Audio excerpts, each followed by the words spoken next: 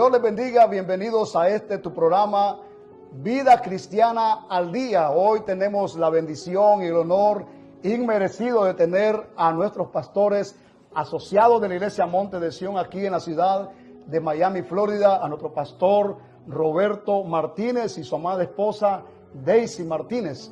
Bienvenidos, amados, a tu programa. Muchísimas gracias. Para nosotros también es un placer encontrarnos esta tarde, este momento, disfrutando con el hermano Raúl para compartir algunas cuestiones de la Biblia, y le damos gracias al Señor por él habernos tenido en cuenta, y aquí estamos los dos para servirles. Amén. Daisy. Gracias por estar aquí en este programa, haciendo algo importante para la obra del Señor, de poder transmitir su palabra. Amén. Gloria a Dios.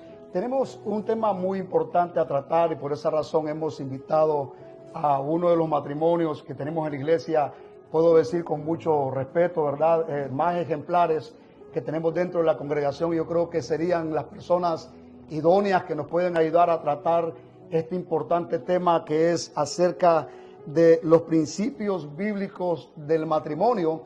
Y vamos a estar haciendo algunas preguntas bastante interesantes que creemos fielmente a través de la palabra ustedes van a dar una respuesta correcta a cada una de ellas, para beneficio de todos nosotros que estamos pendientes a este hermoso programa.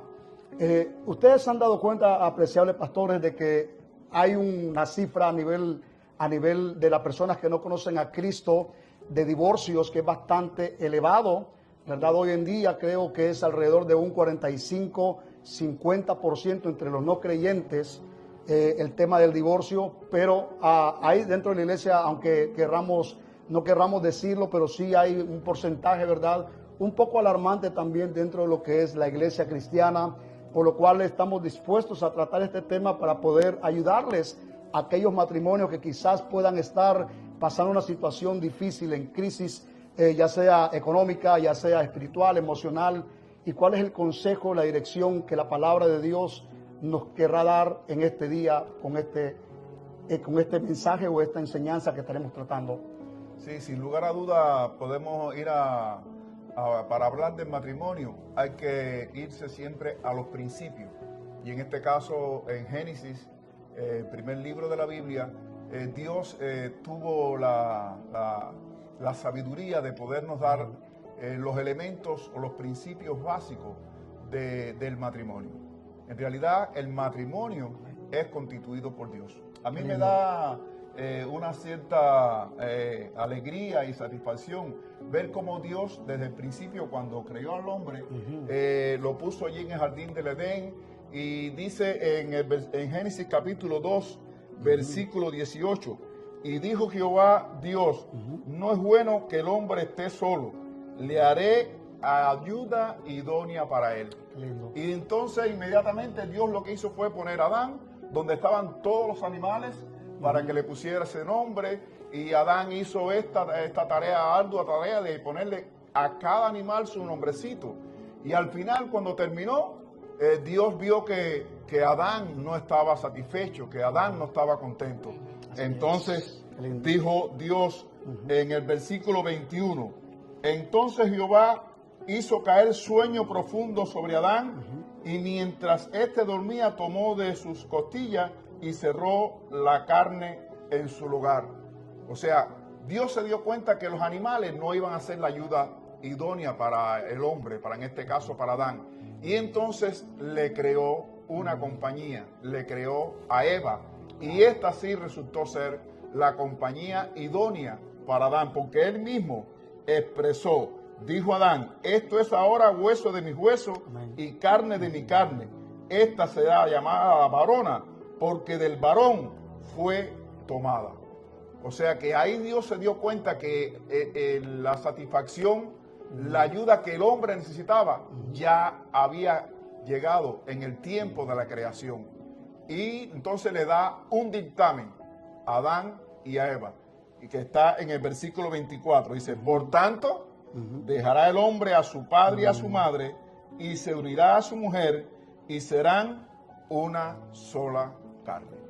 O sea, era Adán, un hombre de carne y hueso, de ahí surgió Eva, pero ahora los dos juntos, Dios le estaba dando la potestad de que fueran una sola carne. O sea, donde la unión, la entrega, la dedicación de ambos por mantener ese matrimonio, solo vino de la idea y de la profundidad del conocimiento de Dios. Qué belleza. O sea, podemos entonces estar seguros que a través de lo que usted ha expresado por medio de la palabra de hermano Roberto, que esto es un diseño de parte de Dios. Amén. Ahora pues entendemos por qué razón el diablo, ¿verdad? A través de diferentes medios se ha encargado de poder atacar aquello que Dios formó. O sea, que el matrimonio es realmente un diseño y una idea de parte de Dios. Así mismo Y es. bien claro cuando dice que es hombre y mujer. El matrimonio Amén. se conforma por el hombre y por la mujer. Así mismo es. No por dos hombres ni por dos mujeres. El Exactamente. matrimonio tiene un propósito en Dios. Y dentro del propósito, cuando se cumple el propósito de Dios en el matrimonio, hay bendiciones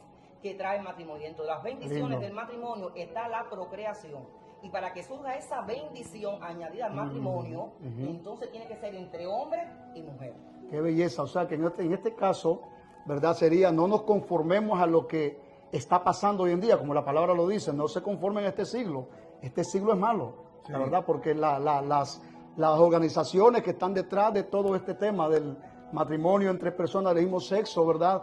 Están casi queriendo obligar incluso a muchas iglesias a tener que recibir ese tipo de doctrinas, ¿verdad? Pero la palabra de Dios dice lo contrario, que Dios hizo al hombre y también a la mujer para poder procrear, para poder, como ya lo decían hermano Roberto y usted también, Ana Daisy, procrear y que podamos nosotros tener hijos, ¿verdad? Y a través de eso, bueno, obviamente, tener generaciones que sean temerosas de Dios. Sí, porque la consecuencia del matrimonio es precisamente la familia. Lindo. De ahí es que surge la familia a través de los hijos y de las hijas, y estos a su vez siguen. Y es que ahí fue que la tierra fue poblada por un hombre y una mujer, a partir de la procreación y la tenencia de hijos. Qué lindo. ¿Cómo podemos nosotros, ya hablando de este tema tan importante, forjar lo que es las bases de una relación o un matrimonio sólido en Cristo Jesús? ¿Cómo podemos forjar, hermana Daisy? Vemos que en este mismo mandato dice, dejará al hombre a su madre y a su padre y los dos serán una sola carne. Es decir, Dios los unió. La unidad. Unidad. Los dos una sola carne. Así que el propósito para el matrimonio es que los dos sean uno. Amén. Uno. Y entonces en este evento de que los dos sean uno, algo importante que tiene que ocurrir siempre a lo largo de todo el matrimonio es la unidad en el matrimonio. Lindo. Vemos como hay un ejemplo de algo que sucede aquí mismo en Génesis Claro. 11, donde dice que hubo unos hombres en la tierra después del diluvio que se pusieron de acuerdo para hacer una torre. Tenían miedo a ser dispersados por el mundo y se pusieron de acuerdo en construir una torre de tal manera que fuera tan alta que llegara al cielo. Y dice la palabra en Génesis capítulo 11, gloria a Dios, Amén. dice que se habían puesto de acuerdo y que el pueblo completo, dice que eran muchos, pero que todos eran uno en sí, porque se habían puesto de acuerdo. Es decir, había una unidad. Tal unidad entre ellos que Dios Amén. mismo creyó de que ellos iban a lograr su propósito. Y entonces Dios dijo en Génesis capítulo 11, dice el versículo 6, y dijo Jehová, Dios mismo dijo, he aquí el pueblo es uno. Se hicieron uno, ¿por qué? Porque todos tenían el mismo sentir, el mismo propósito, dice, y todos estos tenían un solo lenguaje y han comenzado la obra y nada les hará desistir la obra que están pensando hacer. Es decir, que cuando el matrimonio es uno, cuando las dos personas se unen para tener un mismo propósito, para tener un mismo sentir, para luchar los dos por los mismos objetivos, eso es algo que hace indestructible esa unión. La unidad en el matrimonio. Gloria sea al Señor. Amén. Siempre hay que velar porque los propósitos sean los mismos.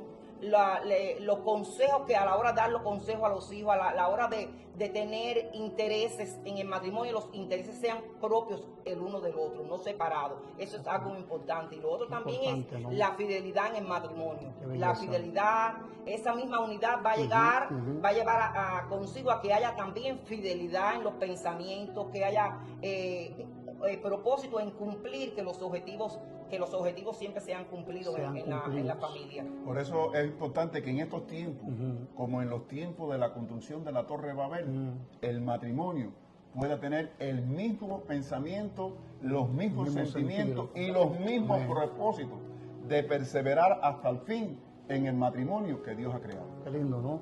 Por eso el Señor también dice que una casa dividida no puede prevalecer. O sea, que debemos de todos ir en una sola dirección, en unidad, ¿no? Tremendo punto. Ahora, ¿hay alguna medida que nosotros podamos decir, que podamos tener para poder tener como ejemplo de un amor eficaz y verdadero como matrimonios?